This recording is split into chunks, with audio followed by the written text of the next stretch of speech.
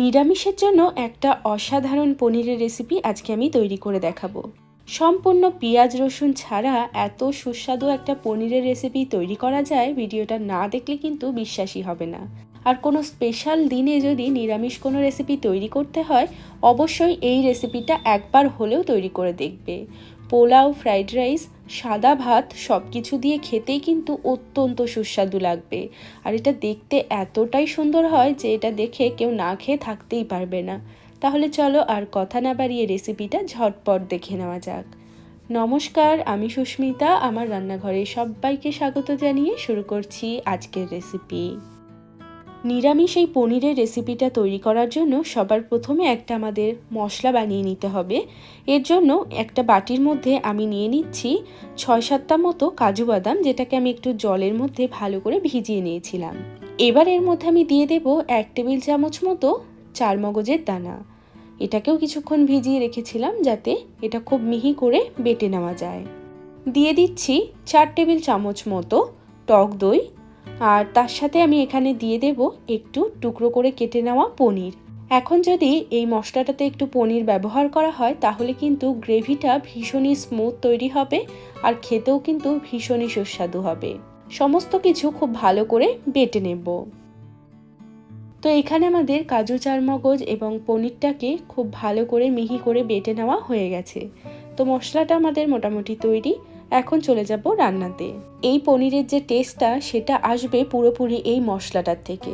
মশলাটা বানানোর জন্য সবার প্রথমে কড়াইতে দিয়ে দিলাম ১ চামচ মতো মৌরি, দিয়ে দিলাম ১ চামচ গোটা জিরে, হাফ চামচ মতো দিয়ে দিলাম গোটা ধনে, তার সাথে দিয়ে দেব হাফ চামচ মতো শামরিচ। যদি শামরিচ না থাকে সেক্ষেত্রে গোলমরিচটাও ব্যবহার করা যেতে পারে। আর দিয়ে দেব একটা শুকনো লঙ্কা। মশলাগুলোকে আমাদের একটু ড্রাই রোস্ট করে নিতে হবে। ২ থেকে ৩ মিনিটের জন্য মশলাগুলোকে একটু এইভাবে ড্রাই রোস্ট করে নেব। আর এই মশলাটা অবশ্যই করে যখন রেসিপিটা তৈরি করবে তখনই বানিয়ে নেবে, তাহলে কিন্তু মশলার যে সুন্দর একটা গন্ধ সেটা পুরো রান্নাতে ছড়িয়ে থাকবে, যেই কারণে রান্নাটা খেতে এত ভালো লাগবে। ২-৩ মিনিট মতো মশলাগুলো ভেজে নিয়েছি। আর মশলাগুলো ভেজে নিলেই দেখবে মশলার থেকে খুব সুন্দর একটা গন্ধ বেরোচ্ছে। ঠিক তখনই গ্যাসটাকে অফ করে মশলাগুলোকে নামিয়ে নিতে হবে। তো মশলাটাকে একটু ঠান্ডা করে নিয়ে ভালো করে গুঁড়ো করে নিতে হবে। এবার কড়াইতে আমি দিয়ে দিচ্ছি একটু সাদা তেল। তেলটা হালকা গরম হলে এখানে আমি দিয়ে দেব ২৫০ গ্রাম মতো নিয়েছি পনির। আর পনিরগুলোকে একটু বড় বড় করে কেটে নিয়েছি। পনিরগুলোকে আমাদের হালকা করে একটু ভেজে নিতে হবে। তো পনিরের গায়ে দেখো সুন্দর একটা কালার ধরে গেছে। আর এর থেকে বেশি কিন্তু আর ভাজবার প্রয়োজন নেই। এখন আমি পনিরগুলোকে তুলে নিচ্ছি। এবার বাকি রান্নাটা কিন্তু এই সাদা তেলের মধ্যেই করব। সবার প্রথমে তেলের মধ্যে ফোড়ন দিয়ে দিচ্ছি ৪ থেকে ৫টা মতো চেরা কাঁচা লঙ্কা। ঝালটা অবশ্যই নিজেরা নিজেদের স্বাদ মতো ব্যবহার করবে। আর দিয়ে দিচ্ছি ১ চামচ মতো থেতো করে নেওয়া আদা। আদাটাকে একটু থেতো করে নিলে তবেই কিন্তু বেশি ভালো হবে। তো আদাটা দিয়ে খুব ভালো করে নেড়েচেড়ে ২-৩ মিনিটের জন্য একটু ভেজে নেব। ২-৩ মিনিট মতো আদা কাঁচা লঙ্কাটাকে ভেজে নিয়েছি। এখন আমি কাজু, চারমগজ এবং পনিরের যে পেস্টটা তৈরি করেছিলাম সেই মশলাটাই দিয়ে দিচ্ছি।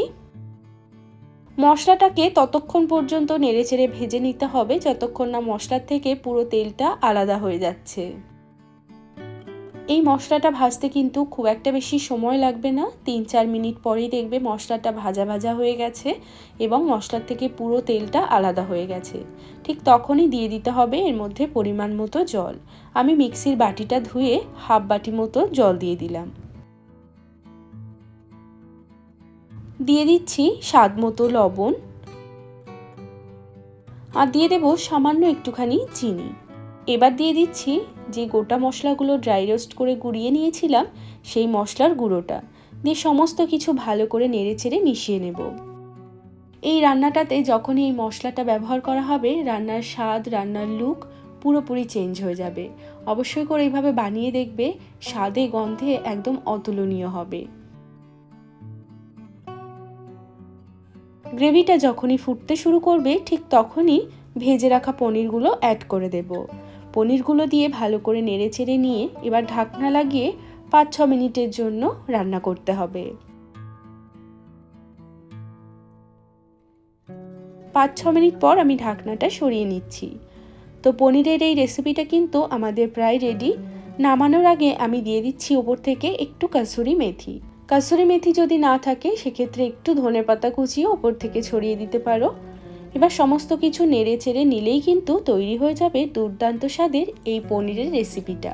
নিরামিষের দিনে যদি কোনো স্পেশাল রেসিপি বানানোর ইচ্ছে থাকে অবশ্যই এই রেসিপিটা তৈরি করে দেখবে। এটা খেতে কিন্তু একদম অন্যরকম হয়। তো আজকের এই পনিরের রেসিপিটা তোমাদের কেমন লাগলো সেটা কিন্তু প্লিজ একটা লাইক বা কমেন্টের মাধ্যমে আমাকে জানাতে ভুলো না। চ্যানেলটিকে যদি সাবস্ক্রাইব করে না থাকো তাহলে চ্যানেলটিকে সাবস্ক্রাইব করে রাখতে পারো যদি এরকম আরও অনেক ভিডিও দেখতে চাও। সবাই ভালো থাকবে, সুস্থ থাকবে। আমি আবারও চলে আসবো অন্য কোনো রেসিপির সাথে। আজ এ পর্যন্তই। টাটা।